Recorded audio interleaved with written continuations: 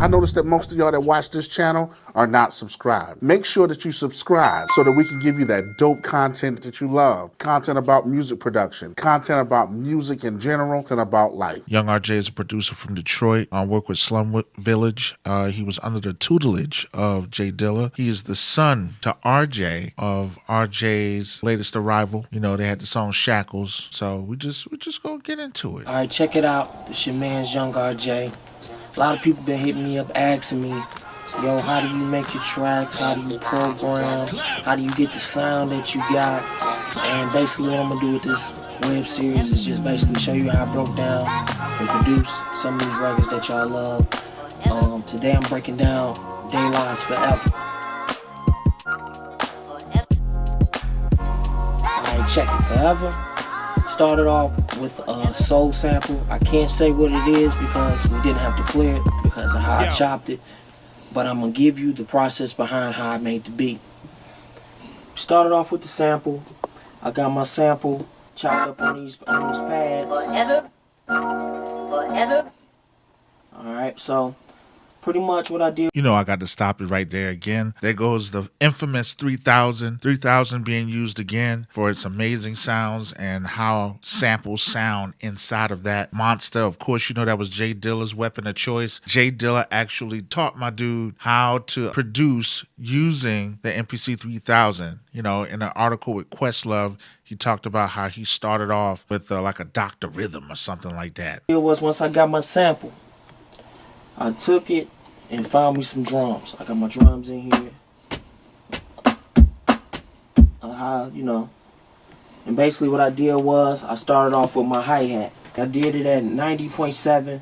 The reason why I did it at 90.7 was so I can get my the swing of my track to loop right.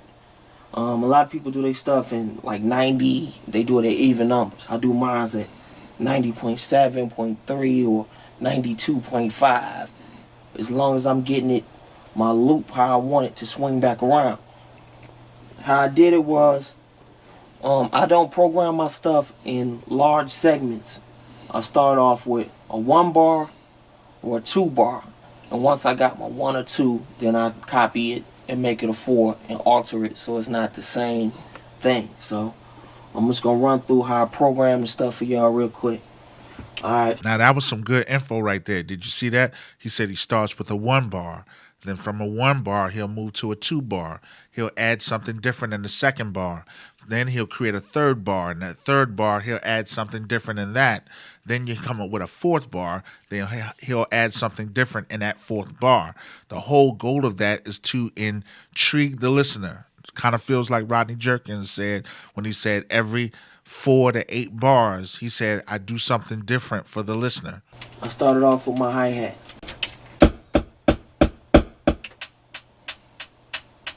Alright, so I got my hi-hat how I want it.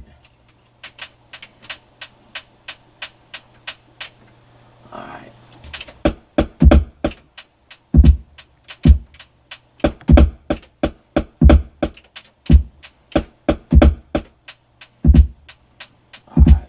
So you see I got my 1 bar. So now I'm going to copy it and make it 2 because I don't want my kick to just keep doing the same shit or the same thing. So I'm going to copy it, make me a 2 bar. So I'm working from my, now instead of a 1 bar I got a 2. So now I'm programming extra kicks in there.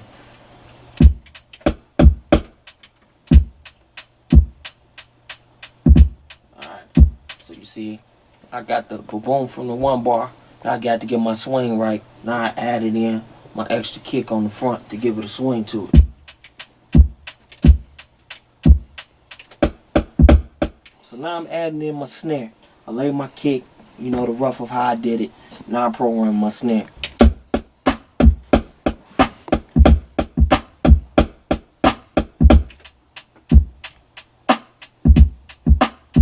Alright, so now I got like a live, loose feel to it. Once I did that, I threw in my clap.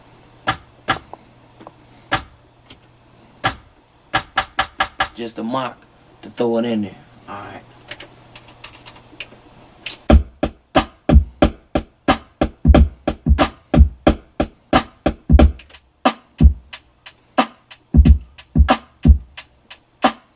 now I got like an off-on kind of feel to it.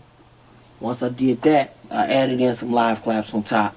For time's sake, I ain't gonna, do it, but I use a Neumann mic, different compressors. I use about 2 or 3 compressors on it, so I can compress my claps at different ratios and attacks and decays. So once I did that, I threw it in. So now I got the session here. Okay, so now this is pretty much the drum track.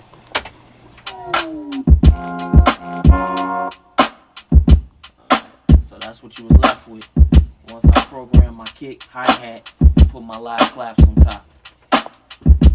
Alright, so this is, the hard part was the sample. I chopped up a lot of different pieces to make that phrase. That's why we didn't have to clear. So. Almost forever, forever. So that's my phrase. Alright. So I just threw that in. Almost forever. Almost forever.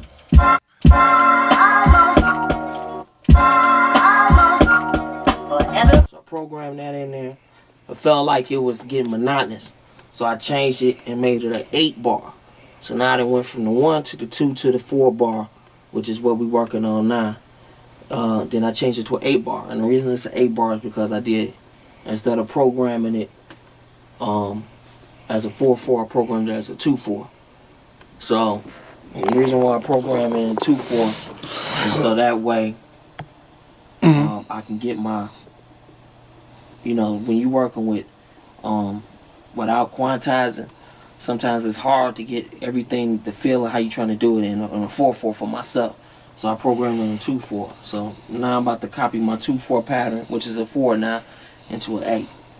So, and I'm going to finish my phrase of the sample. I'm going to finish my phrase. Almost forever.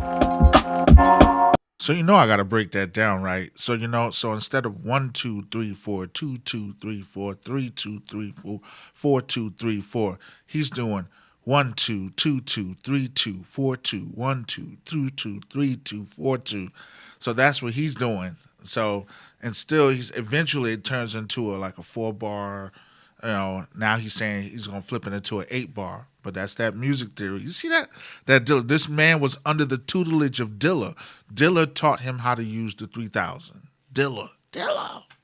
All right.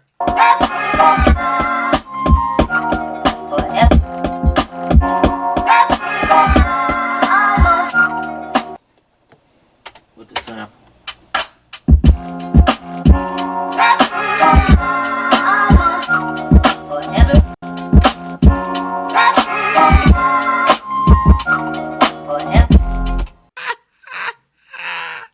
Y'all hear that soul? Y'all hear that rhythm? Y'all hear that bounce? Y'all see that bounce? Now, you know why I'm showing you this stuff? Because we got all these people that get on here and say, produce like Dilla. I produce like Dilla. This is how Dilla did this. This is how Dilla did this. I started this series because I want you to show how the people who were influenced by Dilla, such as Black Milk, such as RJ, Young RJ, how they make beats and how we got the sounds and the music, neo soul, and the essence that we use today. Slum Village. You see what I'm saying? Oh, I didn't even bring up Wajid yet. Wait till I bring up Wajid. Wajid was a collaborator with Dilla as well. All right, so what I did was pretty much, once I got my sample, 9 times out of 10 I'm going to use the move. I got 2 different moves. I used the Voyager on this one. So I picked my bass sound, filtered it all the way down to take the, so it don't sound like zap, and just give me a nice solid sine sound. So I just pretty much made my sound, played the bass line out.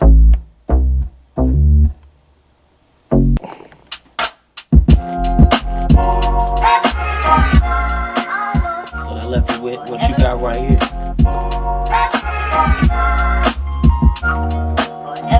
And then I brought in Craig, which is the guy I use sometimes to play keys. because I can play, but I'm better as a sequencer versus doing live all the way down. And Craig is good with doing live all the way down. So we added in the live rolls. That you will hear now.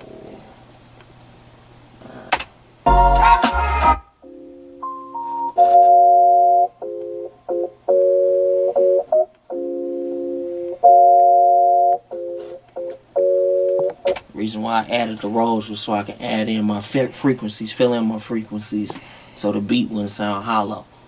Then I threw. I had to stop it right there because it sounds like another got him moment. I'm going to go back. Another got him moment. You'll figure it out later. Live all the way down. And Craig is good with doing live all the way down. So we added in the live rolls.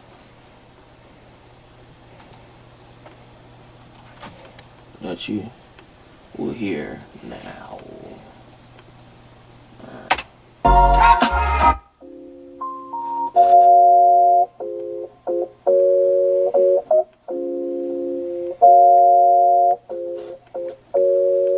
Reason why I added the rolls was so I can add in my frequencies, fill in my frequencies, so the beat wouldn't sound hollow. Then I threw in, a little atmosphere, stuff like that. Sent it to J Dilla. But actually, the thing is, I didn't want to keep the beat at first. When I originally did the track, it just, there wasn't nothing special to me because I was trying to take it to the next level. Now, how many people have you heard do that? I heard Havoc did it. I think Alchemist did that one time. Oh my God, Jake One did that. The RZA did that. They almost had a lot of producers, Just Blaze, they had to hold their hands on the power button and hold it as they were making beats because they were about to lose the beat that they were doing. And somebody came in and said, no, keep that. That's dope. That's tight. How many times have we erased the track thinking it was whack? But it's to the listener, beauty's in the eye of the beholder. So Craig actually convinced me when he was in the studio to dump the beat because I was actually had my finger on the power button to turn it off. Luckily, Craig came to the studio and convinced me to keep it. I sent it to J Dilla. They went crazy. They did their verses, knocked it out, and that's how Forever was done.